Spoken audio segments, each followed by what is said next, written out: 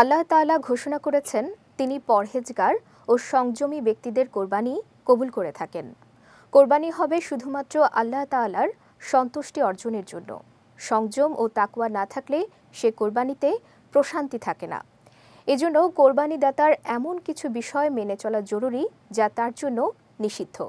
সে কাজগুলো কি? বিস্তারিত থাকছে সিরাজুম মুনিরা বিলাসীর ডেস্ক রিপোর্টে। যে ব্যক্তি কোরবানি দিবেন তিনি জিলহজ মাস আসার আগে নিজের চুল, গোঁফ, পশম এবং নখ কেটে পরিষ্কার পরিচ্ছন্ন হয়ে নেবেন। কোরবানিদাতার জন্য জিলহজ মাসে এই কাজগুলো করা নিষিদ্ধ। হাদিসে এসেছে, হযরত উম্মে সালমা রাদিয়াল্লাহু তাআলা আনহা বর্ণনা করেছেন, নবীজি সাল্লাল্লাহু আলাইহি ওয়াসাল্লাম বলেছেন, যখন জিলহজের 10 দিন আসে এবং কেউ কোরবানি করার নিয়ত করে, তখন সে যেন নিজের চুল ও চামড়ার কোনো অংশ না কাটে। এ হাদিসের আলোকে জিলহজ মাসের প্রথম 10 দিনে চুল, চামড়া বা নখ কাটা নিষেধ।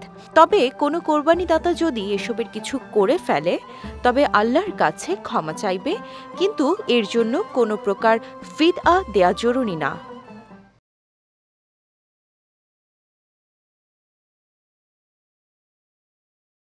আল্লাহ তাআলা সব কোরবানিদাতাকে হাদিসের ওপর আমল করার তৌফিক দান করুন। এছাড়া নিষিদ্ধ বিষয়গুলো থেকেও বিরত থাকার তৌফিক দান করুন। সিরাজুম মুনিরা বিলাসী, বিজয় টিভি নিউজ ডেস্ক।